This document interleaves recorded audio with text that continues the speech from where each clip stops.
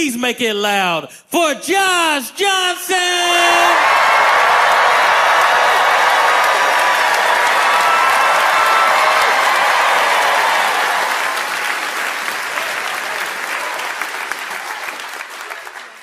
I feel very thankful to be here with all of you because it's nice to talk to people who are gonna get it in a way. I feel like sometimes when I'm traveling and I go to places where, especially when I go overseas, and there are places that are not as engaged or involved with American politics, that there's a sentiment of like we're just watching the show and y'all are like cast in the show, and so that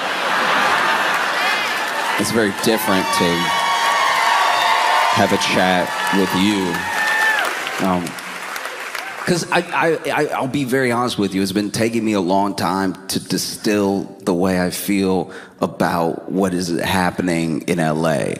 Because what's happening in LA over the past couple weeks is it's insane to watch, because I have plenty of friends in LA and I talk to them daily and everything, and I also watch the news, and not maybe since COVID have I seen such distant realities. Do you know what I mean? Like such like completely opposite ends of the spectrum, what is happening and what is said about what's happening. And okay, because if you're watching the news, everyone in LA is dead. They've been dead for a while.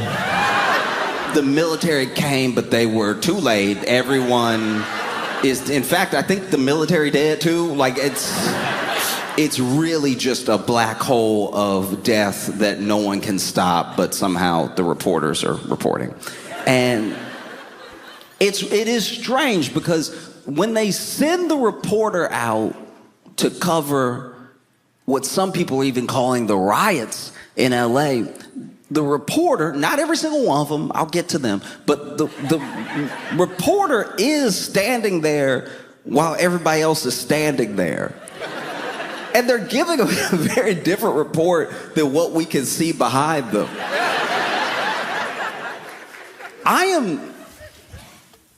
A lot of people don't know this about me, but from the time that I was a child, because I grew up in Louisiana, my family and all the families around me were all affected by Hurricane Katrina. So I have very, very strong feelings about protecting journalists, protecting reporters, and not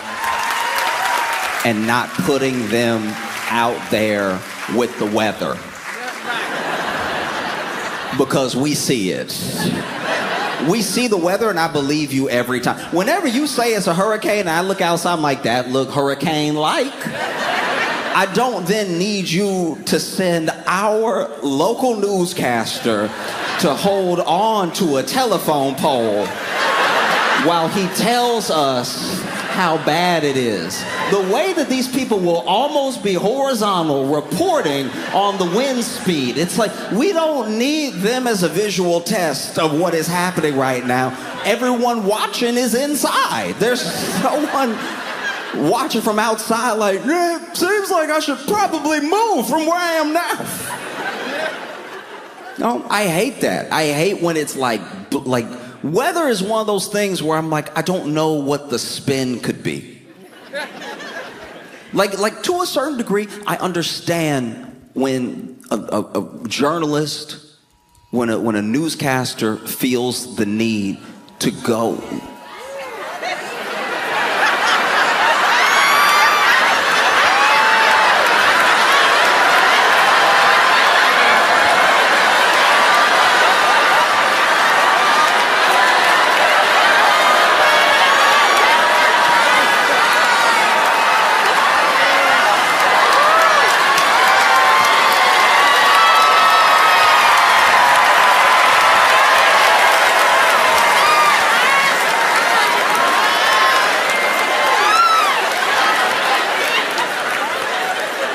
What this shows right now is how many of y'all don't put your phone on silent. Like there's no... No, I know it is. That's crazy. Well then I will be quick then.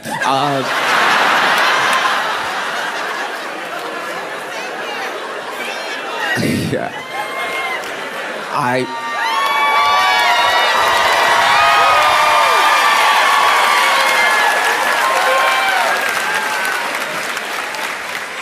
Okay, real quick. Just for a quick second. What flash flood? Oh no, the parade.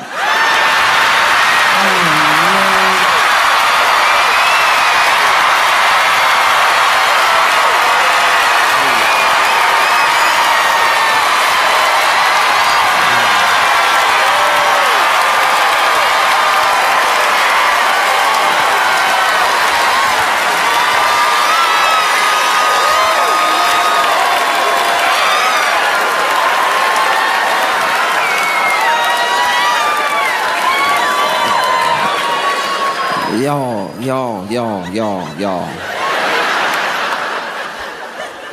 Don't do that. It's his birthday.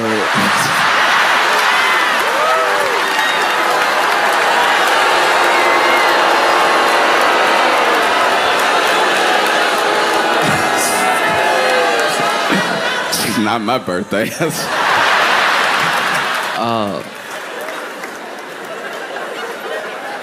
But a great example, like a flash flood, and they'll put the newscaster in the water, and he's like, well, what we can see here, John, is...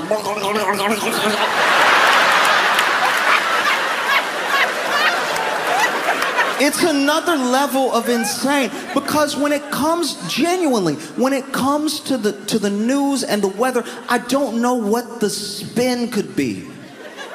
There's a storm outside. No, it's not.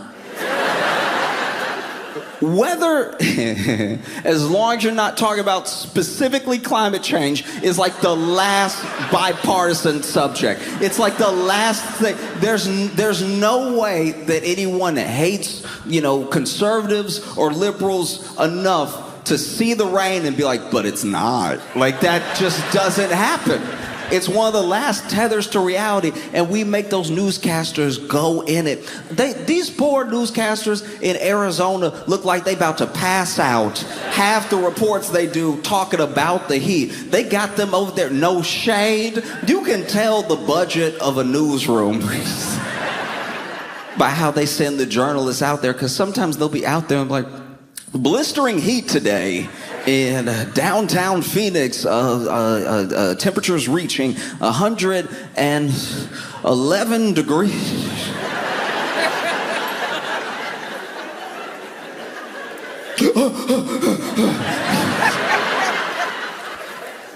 Like, stop doing it, If it's hot, we can feel it, and when you tell us, we'll believe you, If it's a hurricane, this is one of the things that I have tried my best to be fair with, because you see people, and I really feel like this only happens here. There's no other country I know of where people proudly go out into the hurricane and like tap dance in the hurricane to show the rain that they're not scared. That's a distinctly American male thing to do, to be like, hey, ain't nobody scared of some water? Come and get me, and they're never seen again. I'm just saying, you don't really see that anywhere else. And I used to think that those were like the dumbest people in the world. But then as I got older, I was like, you know what? Maybe they just watched the news. And they were like, he's standing out there, and he telling me not to go outside. It's too dangerous, but he outside. What, he think I'm a punk? If he can be outside, I'll be outside. I'll be outside all I want. And then they go outside, and then they're never seen again. But the thing with people covering LA and standing in front of whether it's LAPD or National Guard lined up and protesters a distance away lined up. It's a very different thing because now they're coloring it for you, but you can see behind them. And it's hard to know what to make of it. Because when I talk to my friends in LA, they're like, very chill. They're always chill, but like they're very chill in this specific instance. I called some of my friends because I'm not gonna lie to you, I'm not better than anybody. I fell for some of like the propaganda that was going on. I called some of my friends immediately because I don't know LA neighborhoods that well. And I live in New York where if something is happening, it is happening to everyone.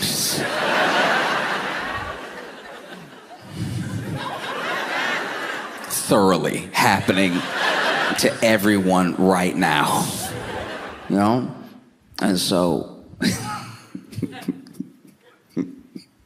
okay, I'm digressing for a second, but just as an example, one time there was all I can describe it as is like a tiny tornado of trash. It literally was not taller than this mic stand, but it was spinning because it was a windy day out and the trash wanted to be together, I guess. And so the trash spinning. And it's like, I don't know. I grew up like, deep south and everything. So whenever I see one of those, I'm like, ooh, that's a bad spirit. Like that's I get real superstitious real quick. If you a tiny tornado, if you an eye level tornado, I don't come near you, all right?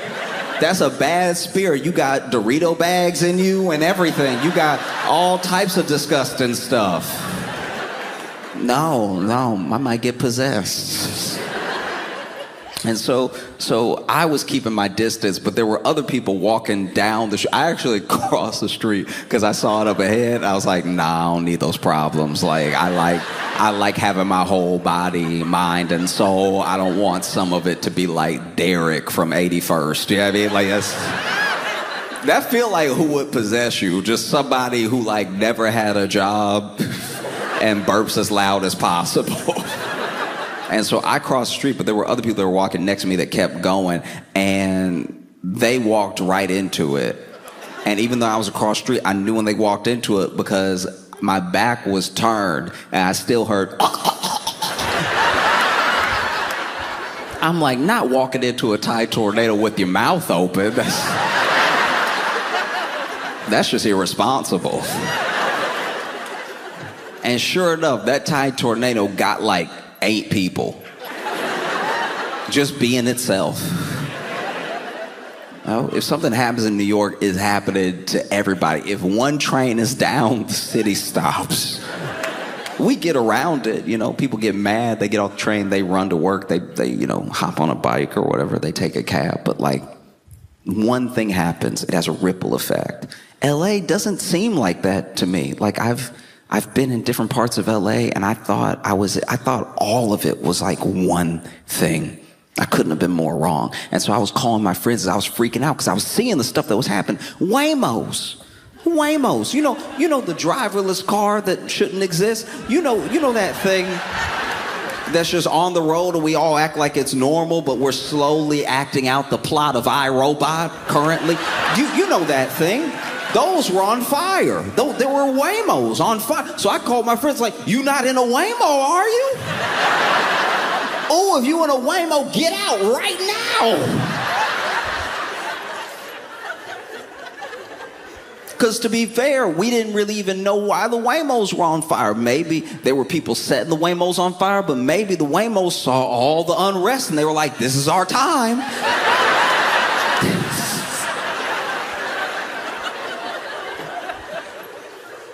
One time I was with my friend in San Francisco and a Waymo passed by and he was admittedly very high.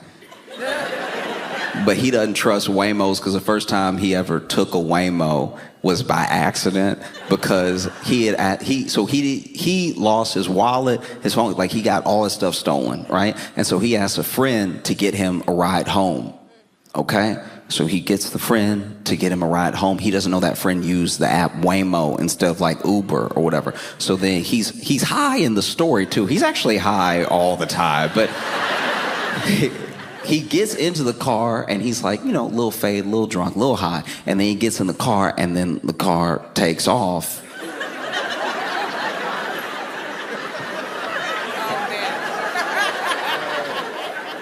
And so the way he told the story, I wasn't there. The way he told the story is finally he asked, you know, for a little music. He's like, dang, it's quiet in here, dog. Can you turn something on? And he half nodding off anyway, but he's like, can you turn something on? It's quiet in here, dog. Like, let's get it popping, you know. Can I get some? It doesn't matter what it is, whatever you like, dog. Can anything. Yo, I know you hear me talking to you. And then he said he leaned forward.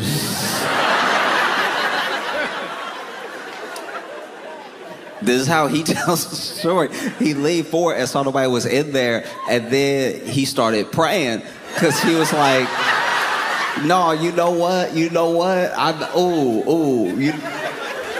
You know what, Lord? You know I haven't been right. I haven't been right. And if you see me through this, I swear I'm going to change my ways. If you see me through this right now, if you deliver me through, I'm going to leave the alcohol alone. I'm going to leave the weed.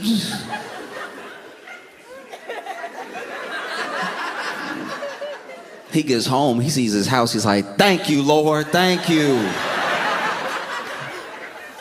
And obviously he was lying because he was high when he was next to me. But a Waymo passed by and he was like, that thing right there, nobody gonna believe me when I tell you, but that thing right there, I don't trust those things, all right? Let me tell you something right now. That thing over there, all AI, all self-driving, intelligence stuff, don't trust that thing. Believe me, that's a transformer.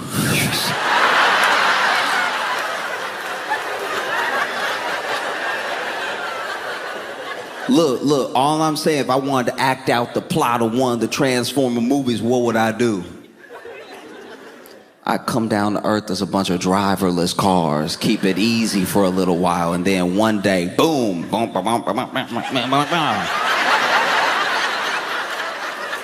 Don't get in there. Don't get in one of them. You're going to end up in his chest. I'm telling you right now.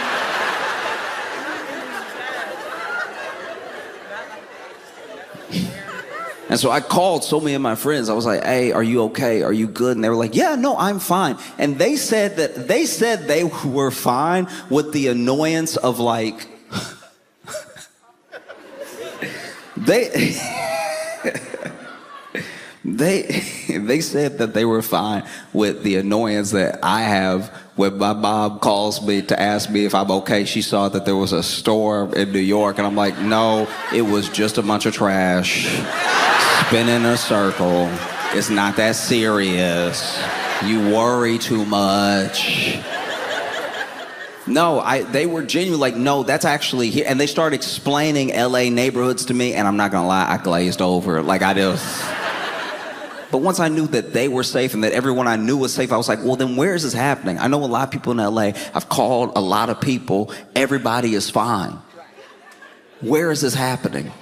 It turns out it's all happening over like, I think 2 square blocks. I don't even know. It's like, it's such a small area. It might as well be a movie set.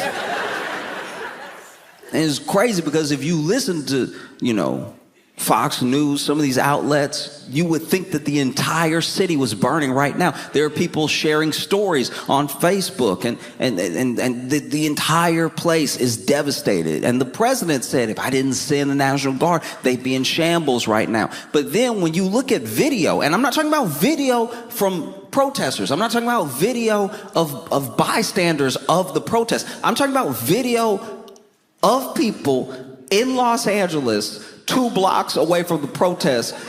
There are people literally blowing bubbles. And there is no opposite to your city being on fire than bubbles. Bubbles Bubbles are like a truly first world problem. Like, and they weren't even blowing bubbles regular. They were over here like, once you do it with your foot in the air, that's too much whimsy for your city to be on fire. Not blowing bubbles like, blah, blah, blah. Look at that. That's so cool. I'm talking about, And it's difficult when it's presented in front of you so heavily, an agenda with reporting versus just saying what happened. I didn't even know you could do that, by the way. It wasn't until I left the country and watched the news in other countries that you can just say what happened.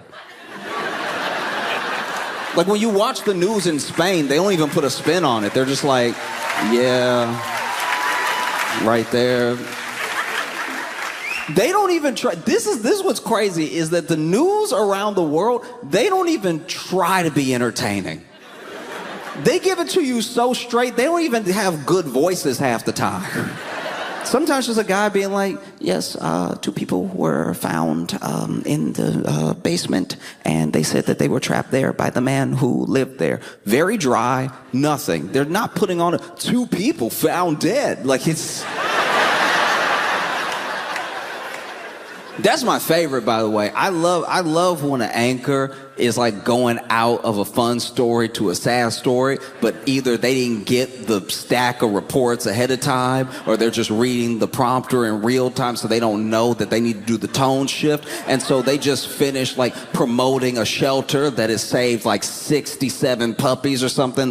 Isn't that beautiful? Isn't that sweet? I mean, you just love to see stuff like that, don't you? Anyway, 15 burned to death in a fire. Oh. And then you see in their eyes that they're like, I already started high. I started up here if I drop it. And sometimes they try to drop it. They're like, found dead this morning. Don't act like you weren't talking the whole time. That was you the whole time.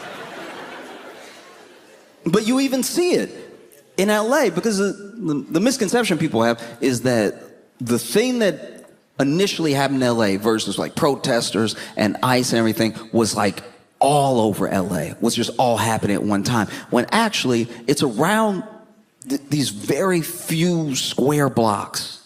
That's where all of it's like going down. You know, I'm not saying there weren't protests in other places, but those protests went on without incident. It's here. This is like the main sticking point. And this is what they keep shooting footage of over and over and over again, and showing you over and over and over again from different angles, right? And they're so thirsty for it that there was one dude that had a Mexican flag, was on a smashed up car, and you can see when you look at the picture that there are like 15 cameras surrounding the car looking up at him, and then everyone protesting is like a block down with nobody there. You know, because they're selling you a story. They're selling you a story about chaos that's unfolding and everything. And they even, you know, will have the newscaster out there. This journalist is out there. And I have a lot of respect for journalists. They do an incredibly difficult job, and they have to do it under constraints that some of us can't understand. Because if you worked your entire life to try to get to the truth, and then you finally get a job, maybe it's not even a well-paying job, and you're allowed to tell the truth until like your newspaper gets bought,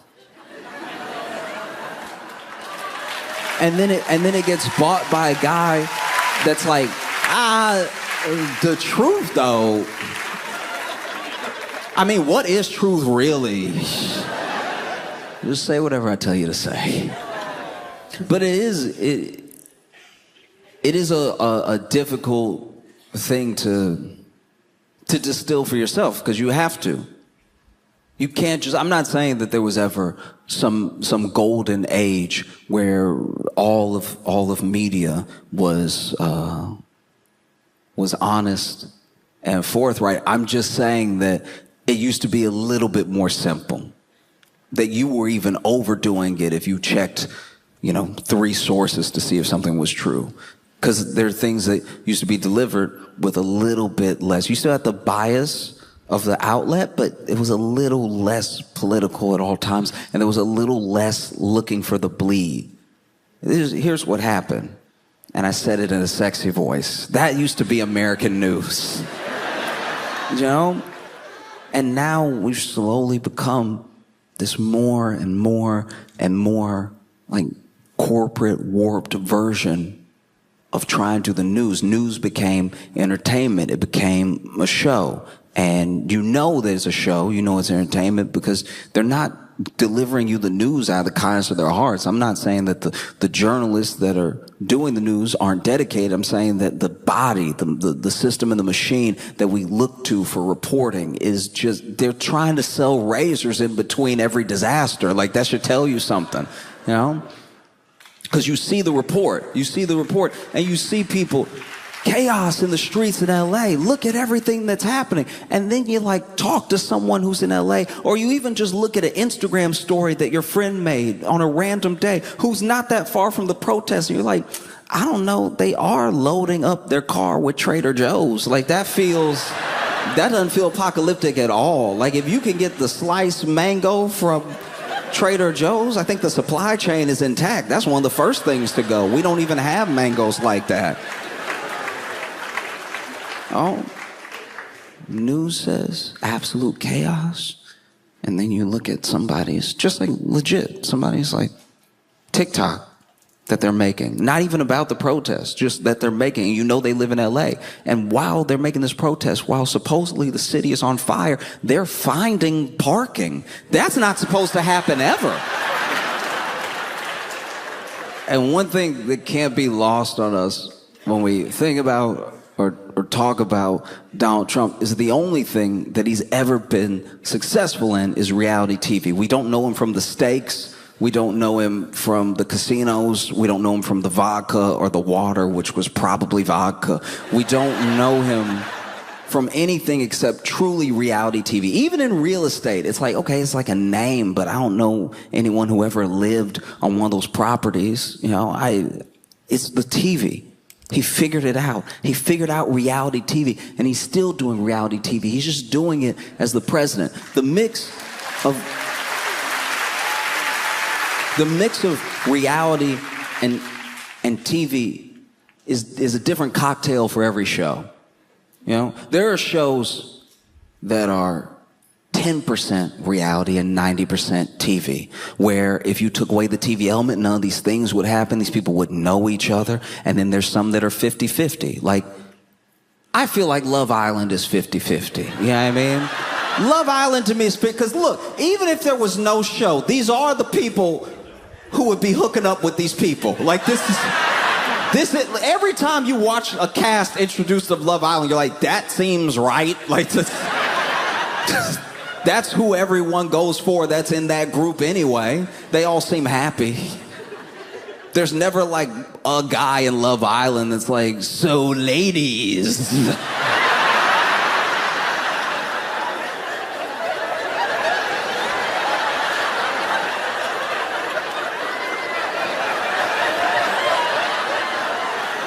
Just floating like an NPC. Like, it's always somebody with like 9 abs. And you're like, how do you get the extra? When he's standing up, when he's sitting down, it's very defined. You know, it's shows that are even mostly reality with a little hint of TV, just a little bit of producing to make sure it's polished enough for the people so that they can consume it and not be thinking about how they're on like a 5th episode of it, you know? And that's where Trump comes from. He comes from reality TV. It's the only thing that he's ever been really, really good at making. And that's what he's doing right now, reality TV instead of governing. Because if he were governing and he really wanted to be smart about it, this dude would do what he does best. He'd just lie. Think about this. This man lies about everything. And this immigration thing is the only thing he's like actually tried to do. It's very weird. Like, I just, it's a long walk, but stick with me for a second. As presidents go, most deportations have been going down. They were, I think, at least in recent memory, they were the last highest under Obama, but Obama did them all through the courts and everything. It wasn't just like a rounding up type of thing. And so then Biden had less, Trump even had less in his first term than Obama. And then now, Trump, right now, even with the show, has less than he had the first time. And it's weird to me because in the campaign, we were promised that there were millions. There were millions of illegal immigrant criminals. They were behind you. Have you checked your pants? They're in there too. They're under your bed. They're everywhere. You can't throw a constitution without hitting an illegal criminal alien. We were told that there were millions of them in the country. Yet somehow, when ICE really starts ramping up, because we're really doing this thing, it takes like a week before they were like, have you tried a school? Like, I don't know. Yeah, I can't find any. That's crazy. We got a couple that first week, but yeah, I guess there were only like 3,500 or whatever. I guess we're just gonna have to start going everywhere, and that's what they did. That's why it is the way it is, because ICE is over here trying to do these deportations, trying to grab people and everything, but I thought there were millions of illegal criminal aliens. Why are you finding them all at work? Like,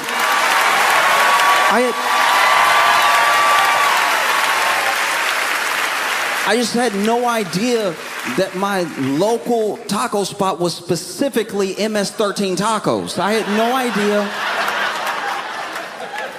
that Tra de la Ringa, the gang I can't pronounce, I had no idea that that's who was like folding the clothes at Kohl's. Like, that's...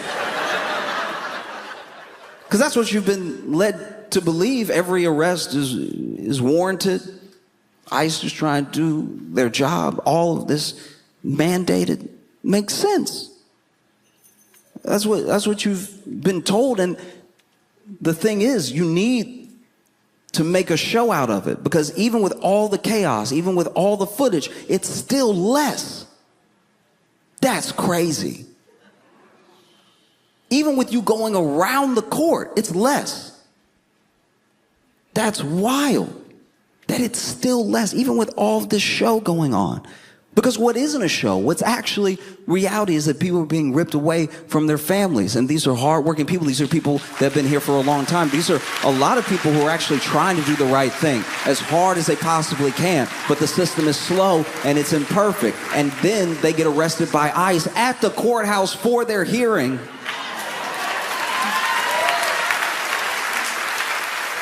And all of this when Trump could have just lied.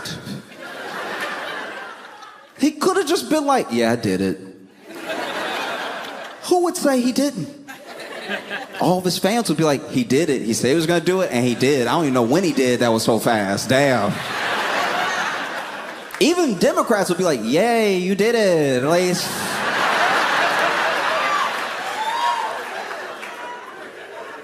The one time he doesn't lie. And so you have this ICE operation happening on these square blocks, these protesters clashing with ICE. ICE doesn't feel safe. They don't feel like they can make movements and everything. And so then, the LAPD comes, and maybe the LAPD was there the entire time, I don't know, but the LAPD is there, and Trump sends in the National Guard. Now, he can't send in the National Guard just to arrest people and crack skulls and everything like that. So what he does, he tries to get around it by deploying the National Guard just to protect these two buildings. But then they're there in case ICE feels like they need their help detaining someone, or that they aren't able to carry out their operations, right? So, dangerous precedent, but whatever. So then Trump wants to send in the National Guard, which everybody, not every single person, but most people were upset about, because the LAPD, in case you're not aware from TV, from movies, or just from history,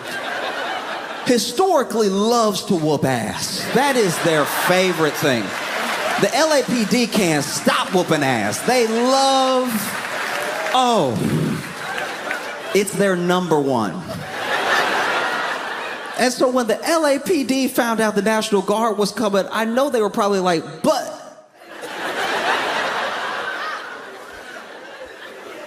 I didn't even get to.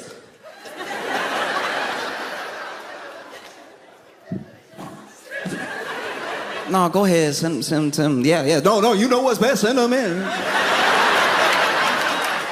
No, you wanna do it. And then the National Guard comes, and there's not a ton for them to do, because it's like 2 square blocks. No matter how many times they keep showing you the same footage over and over and over again of these things burning, of this like 3 stores that got looted. They show you the same thing over and over, but it's just not happening that way. And it's not that spread out. People are finding parking in Los Angeles. And so the National Guard gets there, and they're like, all right, yeah, that, okay. All right, so there's nothing to do, and you deployed us without making sure we had a place to sleep. So then they're all on the floor. They're sleeping on the concrete with nothing to do, and everybody's mad now because National Guard isn't getting paid what the LAPD is getting paid, so now the LAPD can't whoop ass. National Guard here for no reason. And then Trump is like, send the Marines then. I know if you're in the LAPD, you're like, the Marines? National Guard had to be like, the Marines? Even the Marines had to be like, the Marines?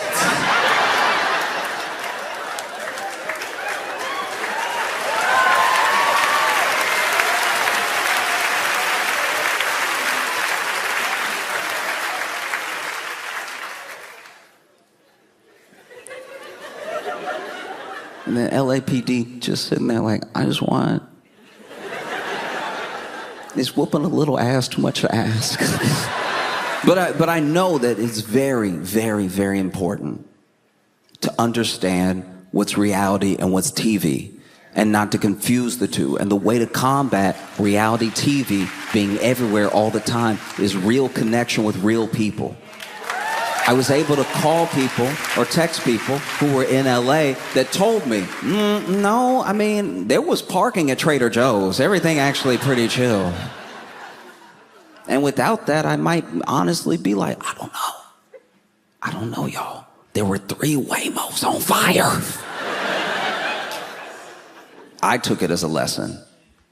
And I would hope that more people see the things that were happening in LA and make sure that outside of any news outlet you follow, outside of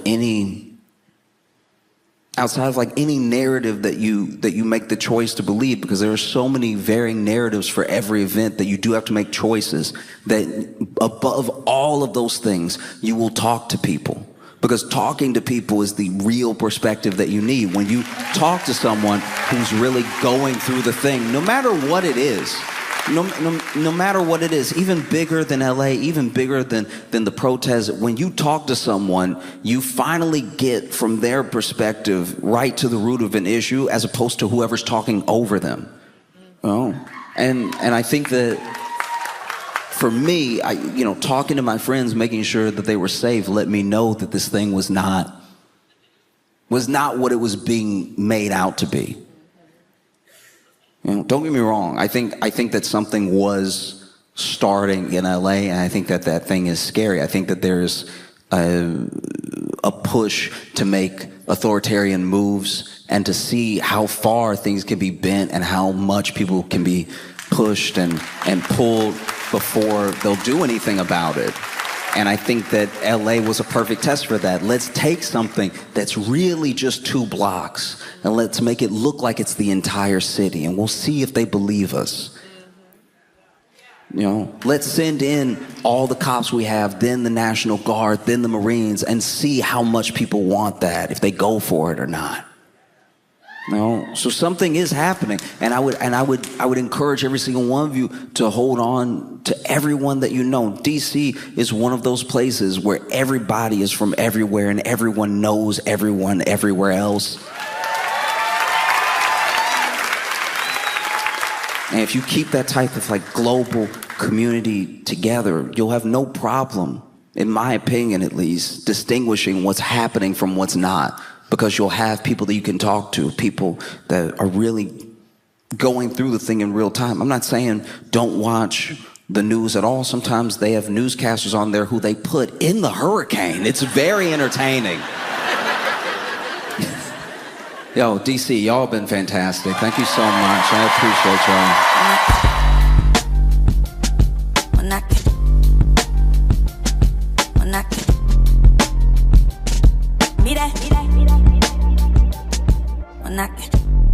Start clapping right now. Start clapping for Josh Johnson, y'all. Let him hear it. I've been genuinely obsessed since I saw it from the moment that it happened.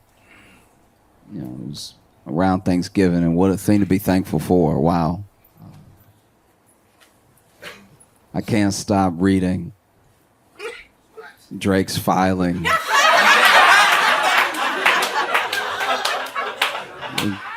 Drake's court filing, suing UMG. I mean, Drake suing UMG, Spotify, I think iHeartRadio, yeah. Like, he's suing everybody but Kendrick. Like,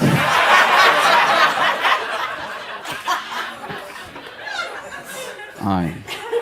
In case you don't know, because I don't expect everybody to just know everything I'm talking about all the time. In case you don't know, Kendrick Lamar is a rapper. He's a phenomenal rapper. You know, some are saying the best to ever do it, right? There are a lot of people that, yeah, except Drake, yeah. Kendrick Lamar is absolutely killing it right now, and he was in a beef with Drake. Now, if you don't know, Drake was a rapper.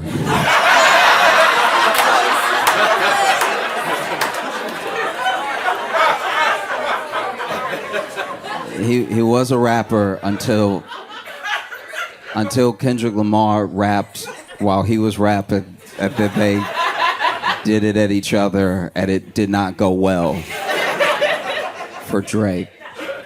Now Drake is suing, and it's such a thing to take apart because it's genuinely complicated, right? Like not just the suit, but the reasoning for the suit, and like who would actually be in like a bad position, you know?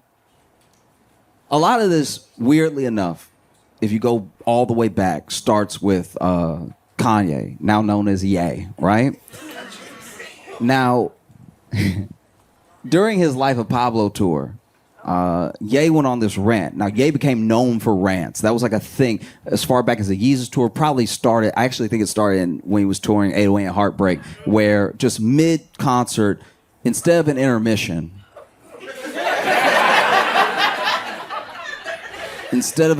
he would go on a wild rant, right? Like, and sometimes the rants would have some genuine little nuggets in them of like, oh, that's an inspiring thing that he said. I'm gonna hold on to that. And then sometimes it would be full of things where you were like,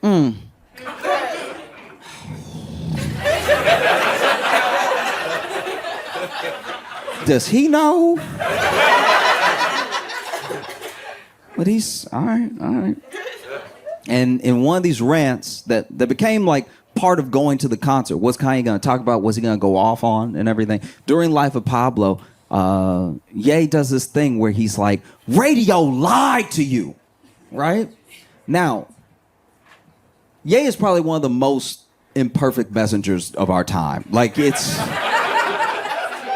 sometimes, hear me out, once in a while, sometimes he has something to say that has genuine value in the industry. There are things that he says that are inspiring to anyone who takes inspiration from it, right?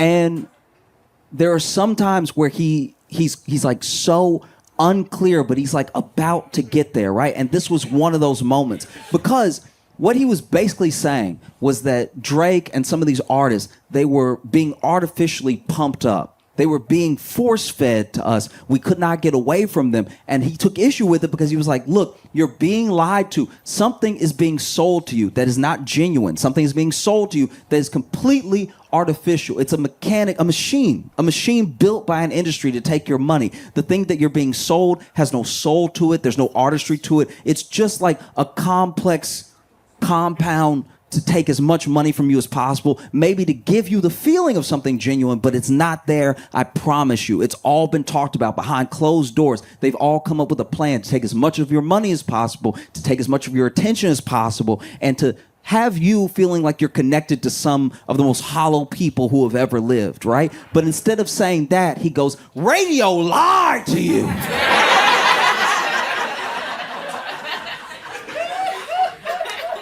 So understandably, in the moment, people didn't quite understand what he was trying to say. You know? And then there's another interview more recently during the beef when it started where, Ye basically says he was, and it's something that a lot of Drake stans brought up, where he was like, a lot of us involved were just so excited about the destruction of Drake, And they were excited because depending on who you talk to, Drake been a menace for a minute. Like Drake has been sleeping with people's very significant others. He's been doing like shady stuff. There's people who've worked on projects with Drake, and then he went ahead and even though he worked on the project with them and was happy to collab and everything, releases a project that's kind of like theirs right before, just to. There's things he's being accused of that are like, none of it is illegal, but a lot of it is terrible, right? And so, Ye had his own issue with him, Drake, Kardashians, all that stuff. And so he was like, what people don't understand about Drake is that he has a rich baby daddy named Lucian. And Lucian was the top of UMG. And so now at the top of UMG, you have someone pushing Drake nonstop. And if you heard Scorpion, I don't know how you missed it, but it was the most pushed album maybe of all time. Basically, if you got on Spotify, there were people that sued Spotify because they were like, everywhere I go is Drake. I can't click away from Drake. He's coming up on playlists that have nothing to do with him just to push Drake. You will literally type in, look, I'm looking for like a little gym bob to get like some exercise too, but I really want it to be mellow, like a little Regina Spektor or something like that, but a little bit more tempo than like a Regina Spektor. And then Spotify would be like, do you mean Drake and braids? Like,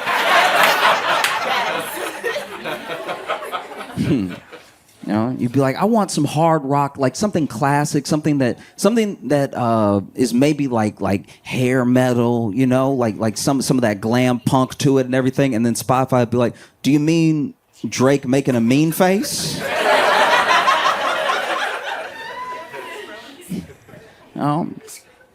And he files these lawsuits, and the internet comes for him. They come for him in a way that I thought the beef was bad, but the way that the internet came for this man when he sued, they were calling him Aubrey Graham Cracker.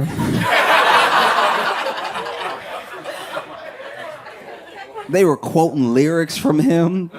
It was I don't know, it was kind of hard to watch. Like I don't even like Drake, and I was like, man, this is a lot. This is but he sues, and I think a lot of people don't understand what the defamation suit is about. Very quickly, basically, he sues first UMG for what he's saying is botting Kendrick, making it so that Kendrick's song Not Like Us is more successful than it actually should have been, right? Making it more popular through bots and through like manipulation because they made it cheaper for it to get streams, which means more people would play it and stuff like that. They lifted some of the copyright so more people would do reviews of it and stuff. And then he sues for defamation, right? And the defamation is still, once again, this is a petition. This isn't like a full-on lawsuit for damages, but it's basically saying that UMG shouldn't have let Kendrick release Not Like Us because of what it said in there about Drake and them knowing that it was false, right? And this is my thing about that. It's weird that he that he sued for Not Like Us but not Meet the Grams, which was so much worse. If you don't know, there's a song called Meet the Grams where like Kendrick talked to his whole family, talked to his son. It was everyone. That's defamation. I felt like he was defamed, as in less famous right then. Like It's kind of wild, you know? But here's the thing. This is why some people are on Drake's side. And I'm not just talking about Drake's stance, right? What he is alleging is that basically UMG, who he's been in this contract with, he got a $400 million contract from them in the earlier part of the 2020s, right? And he made the money back so fast, they start renegotiating again. And if you make $400 million back quickly, they probably gonna need to pay you $600, maybe $800, who knows? And that $400 million contract was the biggest contract in music history, right? And so now he's taking these people to task in a way and at a time that is scary for the music industry. You know, music industry is losing market share day by day. I'm a firm believer that no matter what music you like, I don't care what it is, I don't care what genre, you personally, you have not met your favorite artist yet. That's true. You haven't met your favorite artist at all. You have to keep listening. You have to keep looking. Your favorite artist is out there and they're trying to get to you, but there's a machine in the way, right? And so the same machine that built Drake up is the machine that is genuinely in the way of artists who are trying to get to you to be your favorite. Because y'all already have this connection. You just haven't heard their music yet, but it's coming.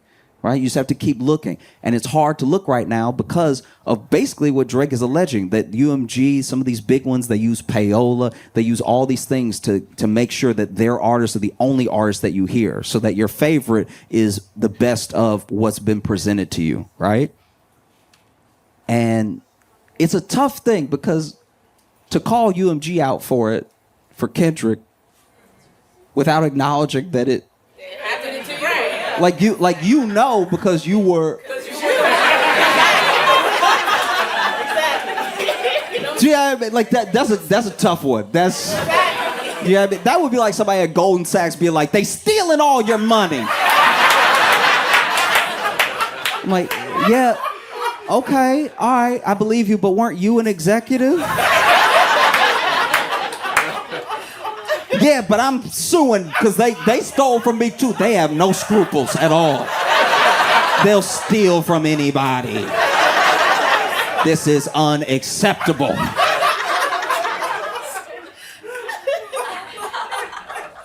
You know?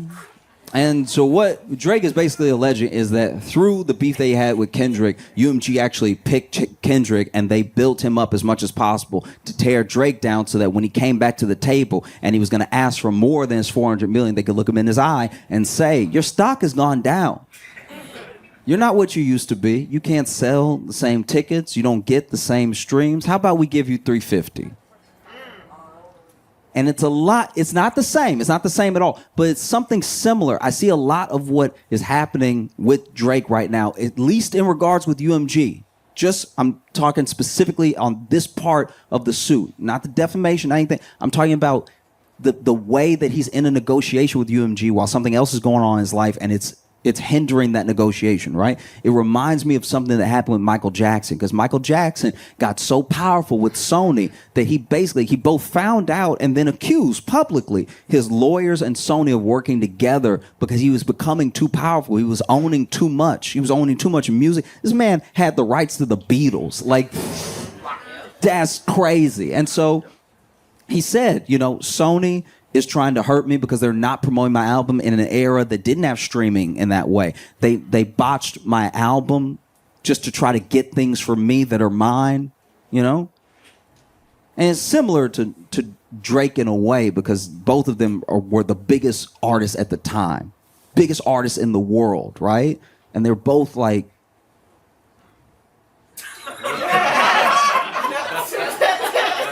just hear me out. They were both.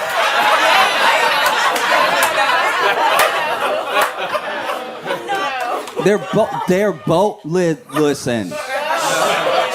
They're both black men that everyone called white, right?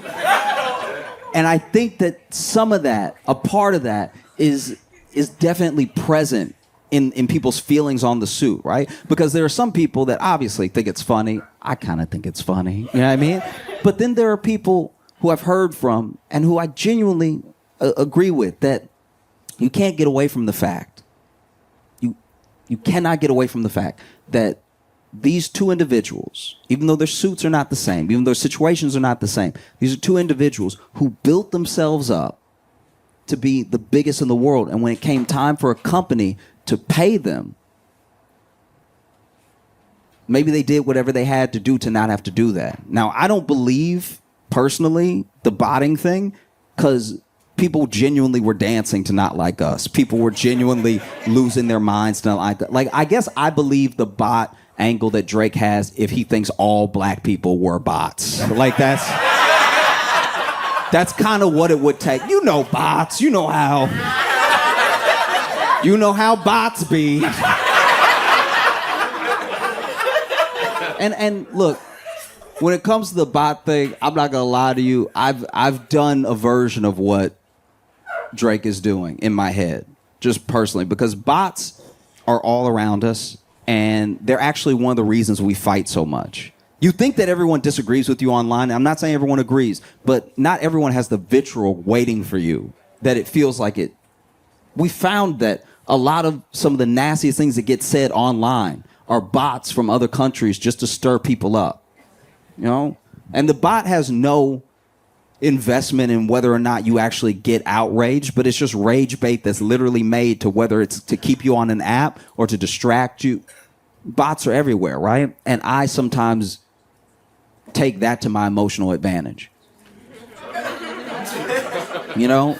Like, if I get into an argument with somebody online and they make a good point, I'm like, that's a damn bot right there. That's...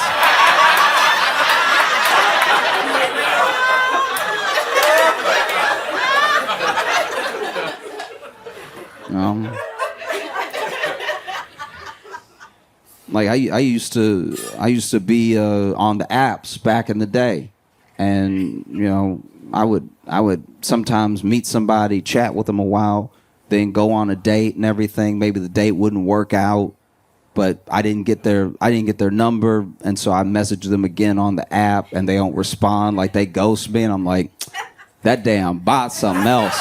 That's...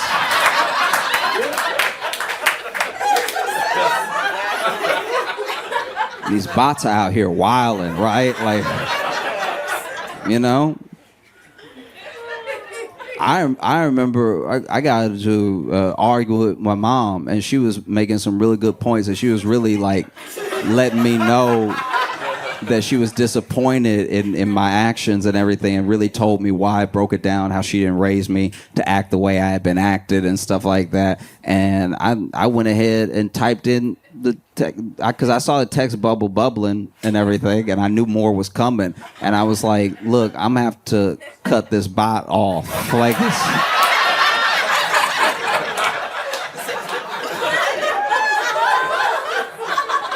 don't have time for bots. It's a good tactic to take. Anything in your life not going the way you want, call it a bot.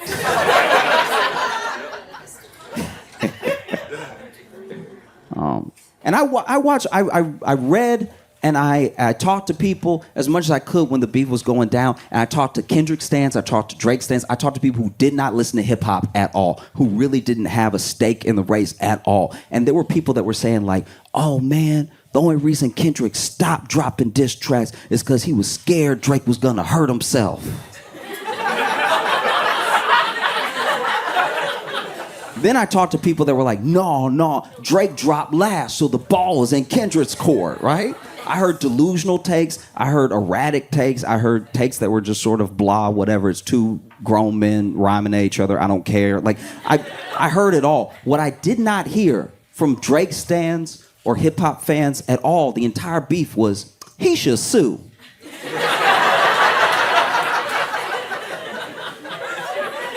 That smells like a lawsuit.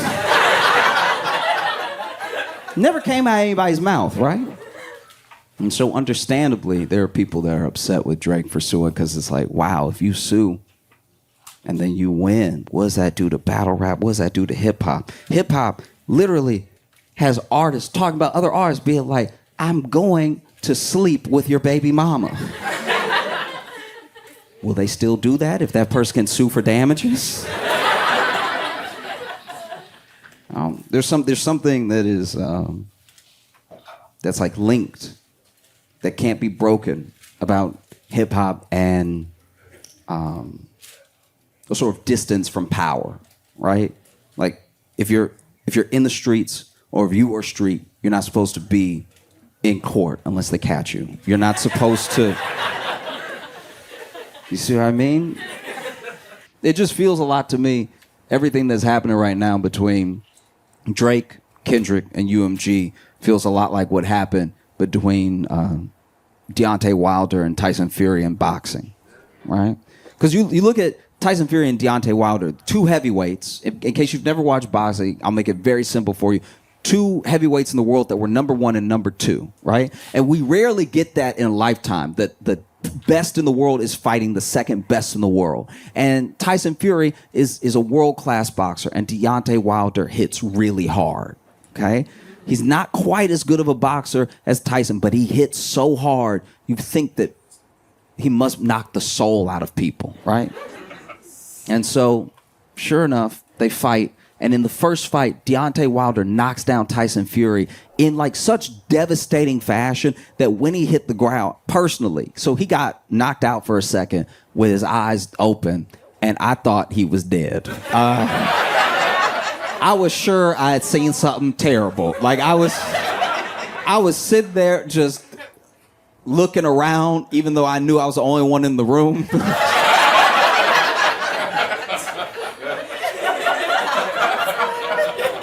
And Tyson Fury had been through a lot. He had battled his way back from addiction, from some serious mental health issues. He talked about wanting to take his life and everything. And this man gets knocked down by Deontay Wilder in one of the later rounds. Even though he had been putting in good work the entire fight, this punch came out of nowhere and it knocks him down. And then out of nowhere, he blinks. And a part of me was like, he might still be dead. That's a reflex. I've heard of dead people blinking. That doesn't. And then he blinks again, and then he gets up, and he gets up all at once, just sort of rolls himself up and stands up, and the world is shocked. It's one of the biggest moments that year in sports. How did this dude get up? That feels impossible, right? This man sits up, stands up. And even Deontay Wilder is like, I thought you were dead. Deontay, like, he wasn't on camera in this moment from this angle, but he was probably looking at his fist like, I thought I killed him. That's okay. And they finished the fight, and the fight is a draw. And a lot of people thought that Tyson won the fight. And a lot of people said that it was a draw because boxing is rigged and it's corrupt and everything like that. I'm willing to believe both those things, but basically they did have to fight again because it was a draw. So neither one of them had lost their O yet, right? Second fight, Deontay Wilder shows up ready. And in his mind, he's like, I almost killed this dude the first time. So I'm gonna knock him out this time. It's gonna be simple. It's gonna be easy. I'm gonna get right to it, right? I actually gave him a little too much respect. I backed up a little bit. Go in, right? And Tyson Fury beats Deontay Wilder and beats him pretty bad. And I kind of thought he might beat him because I saw the documentary in the lead up, and there were people talking about like, oh, you know, Deontay's been knocking out his training partners when they're just holding the pads and stuff. And I'm like, that sound like he doesn't have aim. That's...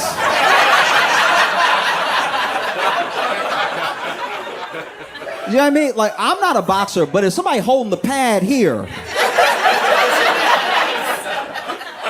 and you knock that man out, you missed.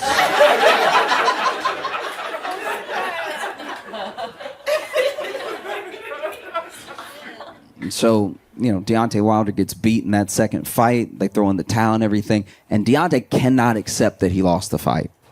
He actually cannot accept it. He literally says, like, no, he must have cheated then. Because I almost killed this dude. This dude must have cheated. And he takes him on this long campaign. They try to investigate him, everything. They even pull out a clause where they have to do a third fight, even though Tyson wants to go and fight someone else now, and he goes on a whole campaign where he's like, no, this guy cheated. He must have cheated if he beat me because I had him.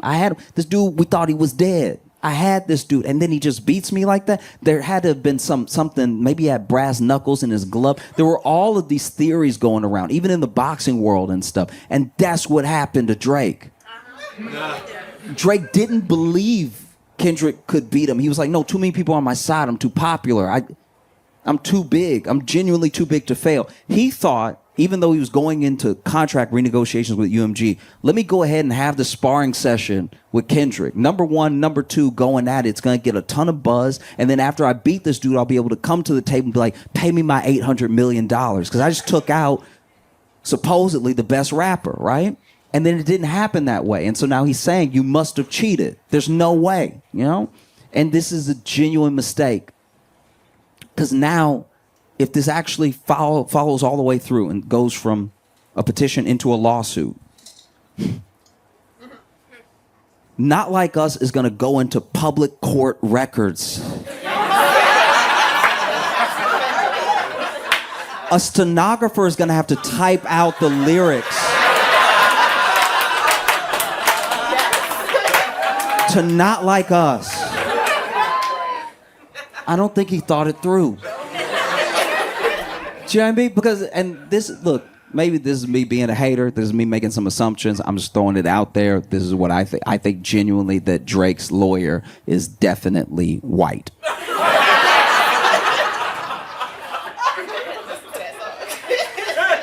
And so now I'm worried for Drake's lawyer that he's going to be in a predicament where he has to defend his client from the and then read out the lyrics to Not Like Us. Now look, rap lyrics in court is nothing new. Rap lyrics get used to, send rappers to jail. It gets used against them and in all these different ways. It's nothing new. But whenever you're in court and you got to read the lyrics, usually court likes to still keep things proper. So they'll probably do some replacements. You know what I mean? Like, I think when Drake's lawyer gets to the end where he's going to have to be creative. He's going to have a different word in there. Probably something like, gentlemen.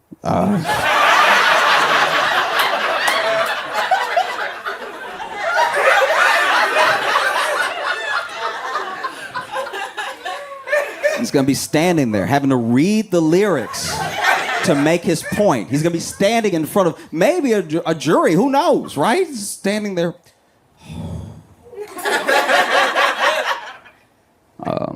Okay.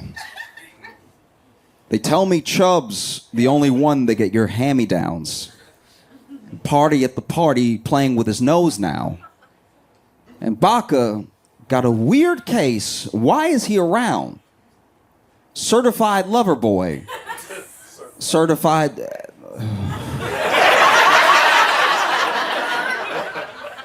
Your Honor.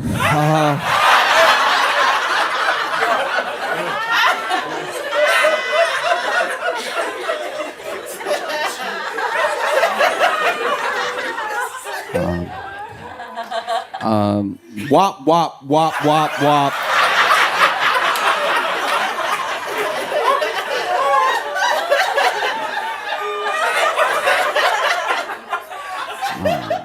Dot, F them up.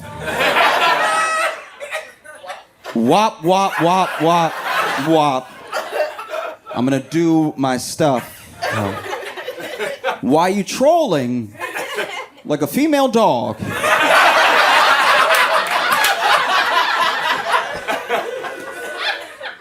Ain't you tired? Trying to strike a chord. And that's a lot of O's.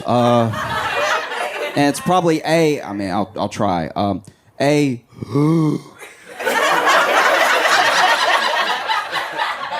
Minor.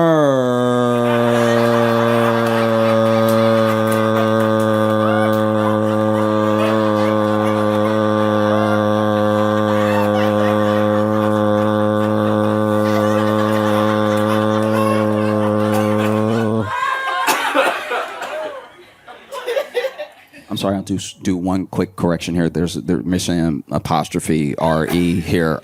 They're not like us. They're not like us. They're not, actually, I'll just take away the contract. They are not like us. They are not like us. They are not like us.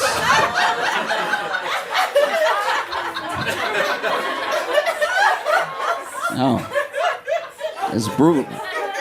It's absolutely brutal, And I'm torn because there's things in this suit that if it goes through, if they can prove that UMG and even some of the other big labels are still using payola, maybe they have to do such a big payout that they make it not worth it to do it again. You know, that's a genuine hope that I have. Or maybe the government can look at these labels, look how much power they have, and you know, it's unlikely, but break them up a bit. Right? They're already losing market share with us, the people. They already don't have the power that they used to have. Right? No matter how much they push, no matter how much they repeat, sometimes it just doesn't work. Because we know they're doing it, by the way. We already know they're doing it because we know when we look at charts and they're like, this is the top artist. And we're like, who?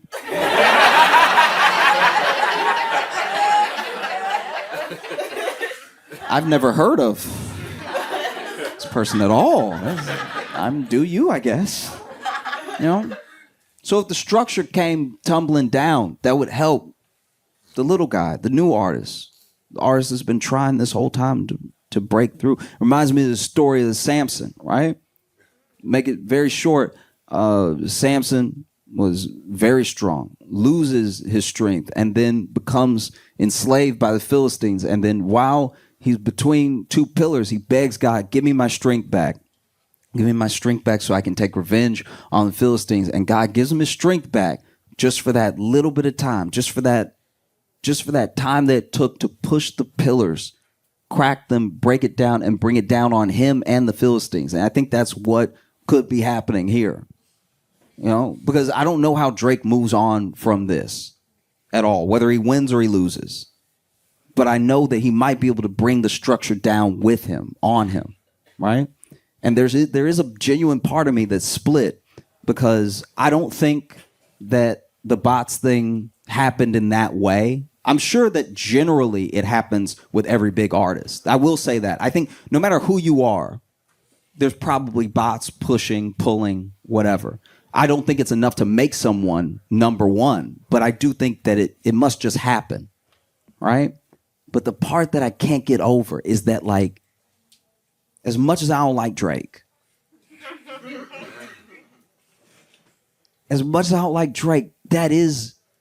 that's a black man trying to get paid what he's worth. You know, he made that money back for them. They should pay him. They do owe him. And I don't think they used Kendrick. I think Kendrick is not only an incredible artist, but he was at the right place at the right time. I think if this beef had happened in any other time, maybe it wouldn't have gone the way that it went. I think Kendrick is smart with his timing. He's obviously brilliant with his music. And I think that he knew this is it, right? You speak on me, I speak on you. But even Kendrick said in Euphoria, still love when you see success, right? His rival, this person he can't stand. So even Kendrick, to some degree, probably thinks, I hate you. Don't get me wrong. If you fail right now, that'd be hilarious. Like, I hate you. But also, you made them that money. You know? Because there's no real proof, which I think actually hurts Drake's case. There's no real proof that he is not going to make a comeback because he's still one of the number one trending artists without releasing an album this year, even as he lost all that stock. And the stock he can get back quickly. I'll tell you how. I don't know if he'll be able to do it, but all he has to do is be like, y'all, look, y'all, it could be an Instagram story. He loves that. Instagram story where he comes to us, the people, and he just says, look, y'all, all right, maybe this isn't the way. He got me. All right, I got God. But you know what? I got something for you, my fans. I have new music coming, and I hope you love it. That's it. Let it go. You know what I mean? You got God. This stuff is way weirder. You're clearly spinning out. If anything, it makes me more afraid of Kendrick because you gotta remember first lines of Euphoria. Superpowers getting neutralized. Famous actor, once knew, was looking paranoid. Now he's spiraling. Who lets you sue as a rapper? You gotta be spiraling to do it. That's like being a bona fide gangster and getting shot and then being like, police!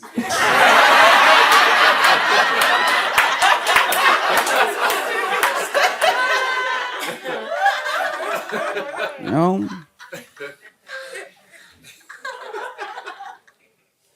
I don't know. I think that, you know, Kendrick caused a full release of the culture, of the movement. People are excited, revitalizing hip hop. There's a chance that with this suit, if he wins, if he follows it all the way through and he wins, that Drake could loose the people from the industry in a small way.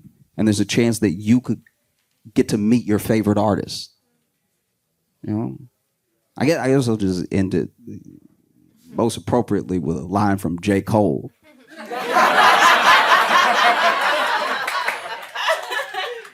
I love to see a black man get paid. I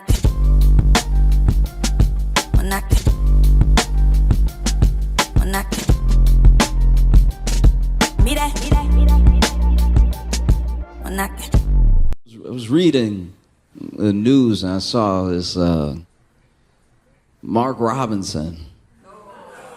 If y'all don't know who that is, he's a lieutenant governor of North Carolina, and he's running for governor of North Carolina as the GOP candidate. And a bunch of news came out where basically there are these profiles that they found of him from a long time ago being on porn sites saying the craziest stuff you can imagine, right? And this is my thing. First of all, this is a terrifying and dangerous man, and I know that because he leaves comments on the message boards of porn sites. What?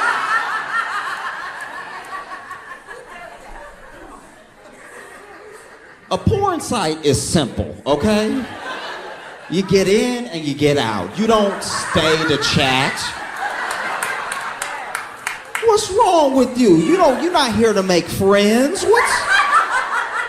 You are out of your mind. Why are you just on here being with? That's weird as hell. No one I've ever met has been like, oh, well, I can't wait to log on and talk. That's a real sick man right there. That's crazy. And just so you know, Mark Robinson has been endorsed by Trump. Trump would stump with him and stuff like that, and he's been at Trump rallies and stuff. And then, Mark Robinson's a very big man. He's huge. He's a large guy.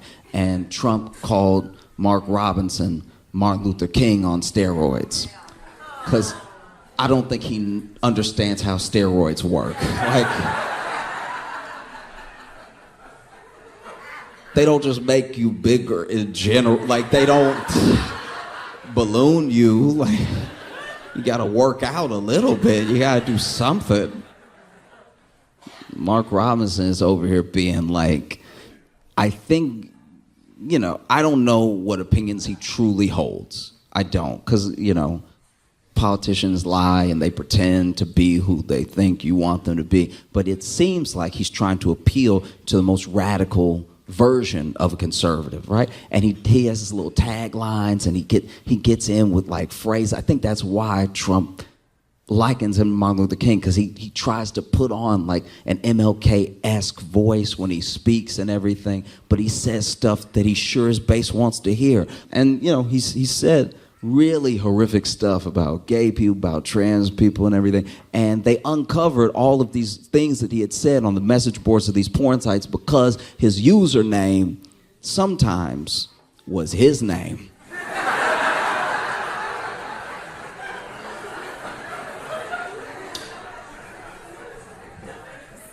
Fellas, I understand that sometimes we're in the heat of the moment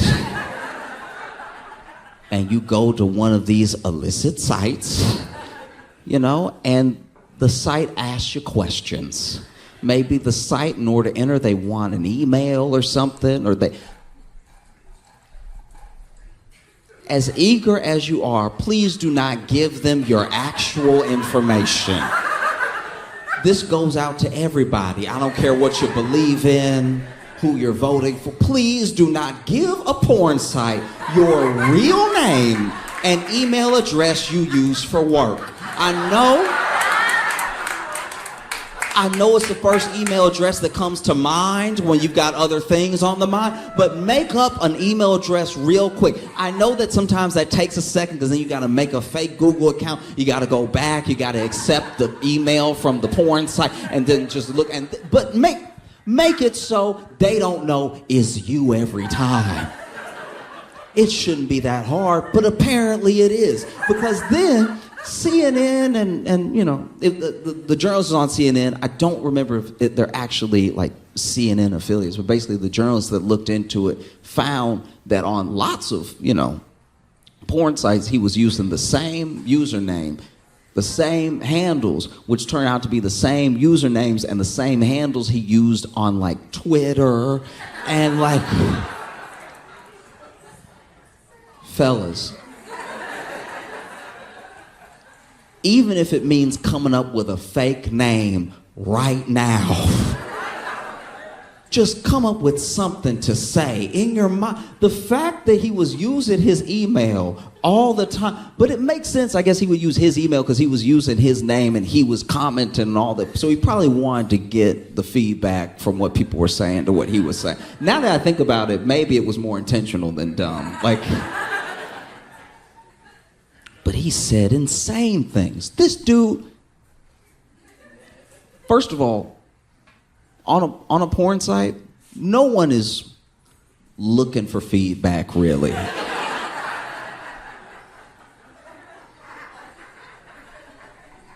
Do you know what I mean? Maybe there's some. Maybe some crowd-funded, crowd-sourced. Do you know what I mean?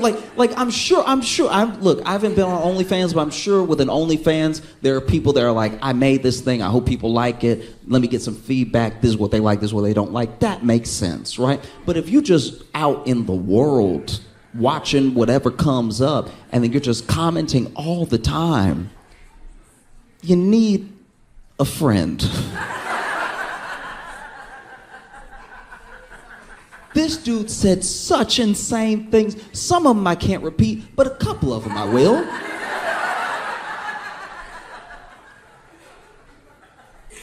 This dude said, unprovoked, I'm a black Nazi. I don't know where you begin with I'm a black Nazi from a black dude who should have probably left the porn site by now. Like, he said other stuff. He was like, I would rather Hitler in office than the people that are in there now. I'm more confused than angry. I'm not gonna lie. You know, and then he said stuff about how, like, my man, slavery wasn't that bad. I wish they would bring back slavery. I'd buy a couple. Mind you, this is on a porn site.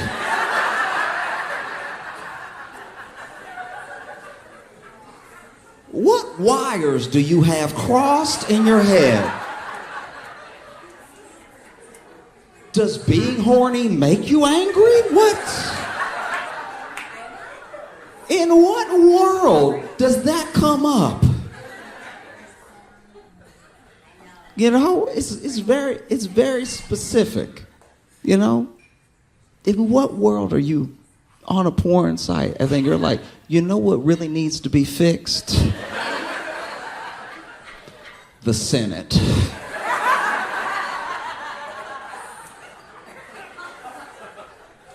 Bruh. What? You know, I do my best. I really do. I do my best to try to understand people, and I don't get this one. This is beyond me. Because even outside of what he said on the sites, it's also some of the things that make him unfit for office are just what he says out in the open. The way that he talks about people who are definitely his constituents, you know? There are gay people in North Carolina. There are trans people in North Carolina. So when he speaks, he's speaking about them and sometimes to them. And he says very sick, hateful things, you know? And just the way that he has this weird, I'm trying to figure out how to say this. I try to love everybody, but it's very hard to love a black man that hates being a black man. It is jarring. You don't even know where to start. And the thing that I think maybe he thinks is that his proximity to whiteness and what the white people around him like will be his safety. And it's not going to be the case. Fundamentally, it won't. You know? Because when you say things like slavery wasn't that bad, I wish they would bring back slavery, I'd buy a couple. Who do you think? It's hard to get to the bottom of what this person is thinking, because it's so crazy, you know? It's like, it's one of those things where you look at the state of politics, and it's one thing to lie, and it's one thing to say what you think people want to hear, but it's another thing to be an absolute lunatic and already in office, because he's already lieutenant governor. So governor is not that far of a stretch. And he got to be lieutenant governor saying mostly what he says now, minus the porn stuff. And it's so bad that Donald Trump himself, the dude who would stump with them, this is Martin Luther King on steroids. He doesn't know what steroids are. This is Martin Luther King on steroids. Donald Trump's campaign is even telling him, hey, you may need to drop out.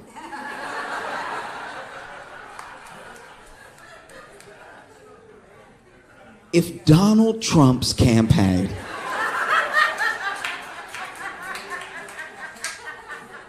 Donald J. Trump's campaign is telling you to drop out, you should probably leave Earth.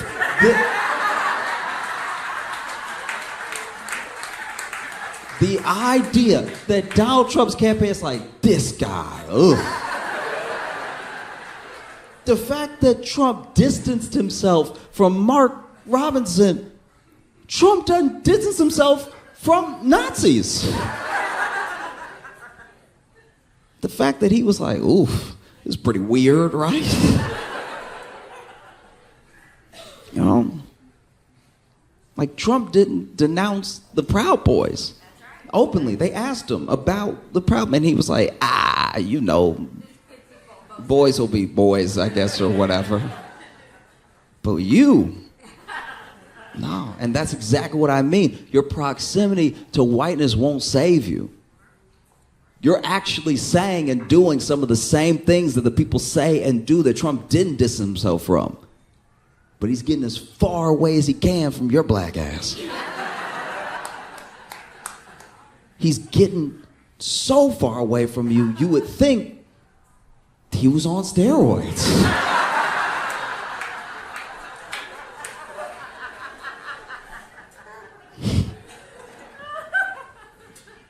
I think a lot about how we think about each other and we treat each other, especially now with like an election on us, you know?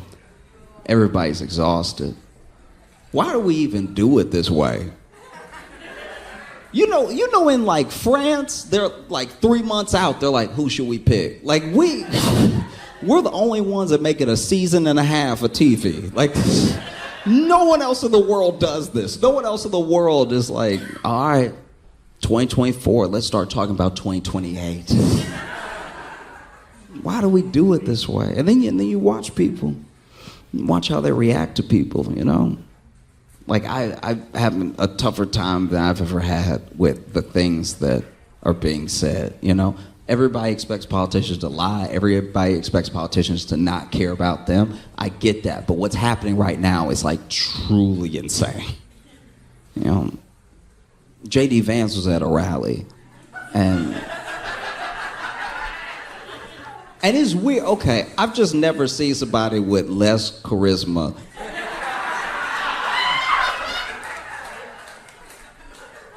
like, J.D. Vance makes Ron DeSantis look like Ron White. Like, it's... Because when Ron DeSantis was running, I was like, why he smiling like that? He was just, do you remember his smile? He's right. He's like, it's like it hurt him to talk to people, person to person. Then J.D. Vance got in there and nobody was happy.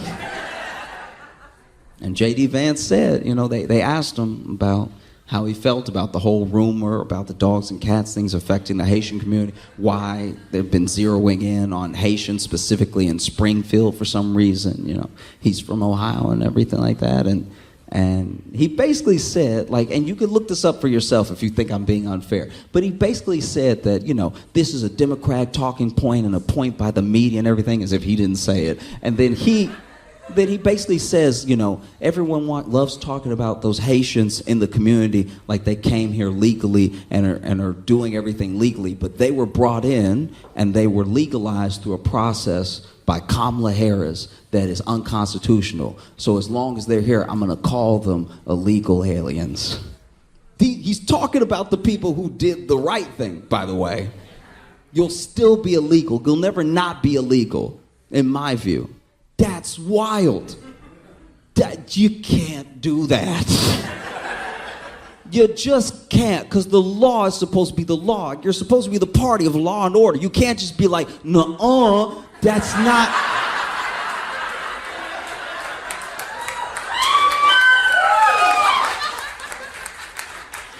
It's not how the law is supposed to work, you know? And look, I think that one of the reasons we get pitted against each other really, really hard is because America makes a promise, and it makes a promise to everybody that they will have it better tomorrow. And a better tomorrow isn't coming for everybody because of systems in place to keep tomorrow like today.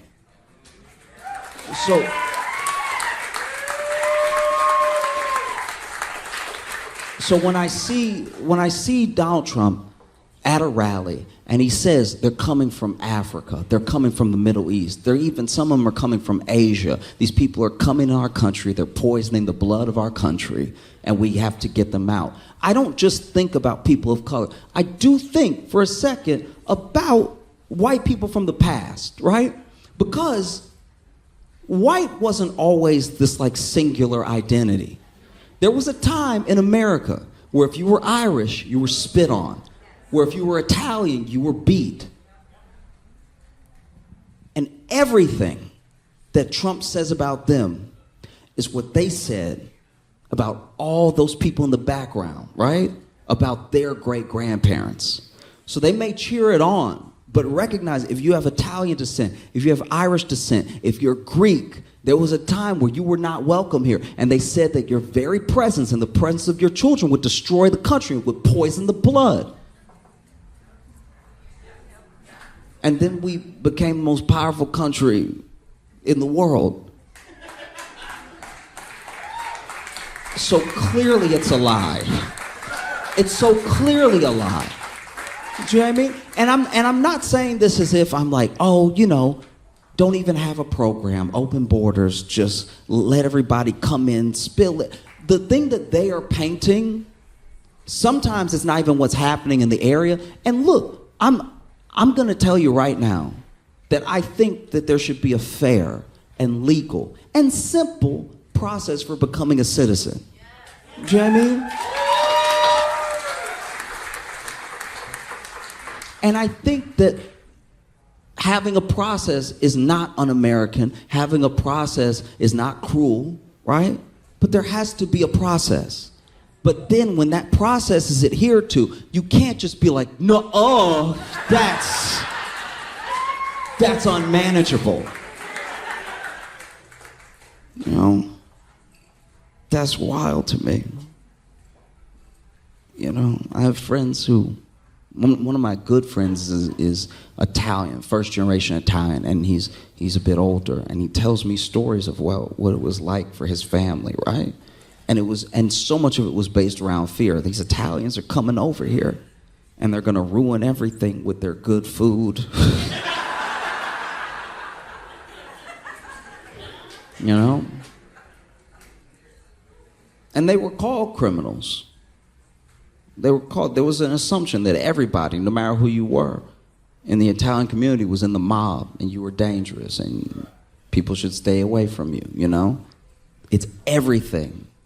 It's every single thing that's happening now. I'm not saying that there's no possibility of having an immigration problem. I'm not saying that it's not something that needs to be addressed. I'm saying the rhetoric that you use when you talk about people is important. No matter what you do when you build policy, you know?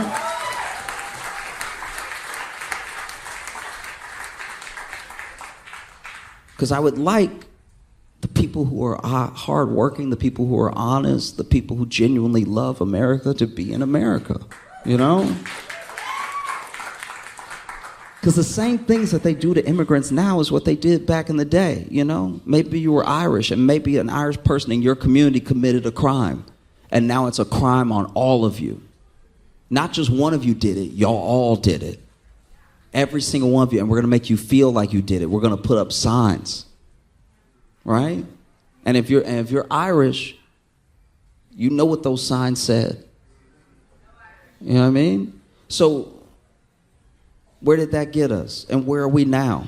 You know? Because we didn't send those Irish people back. We didn't send those Italian people back. You know, we found a way to make things work, and you build on a process and you improve it. I'm not saying there's not a process that doesn't need to be improved. I really am not. I'm saying that the way that you talk about people is important. Outside of anything else, whether they share some land with you or not. You know, and the same things that are happening now are what happened back then, you know? I'm scared of having a political process that's it's untenable. No.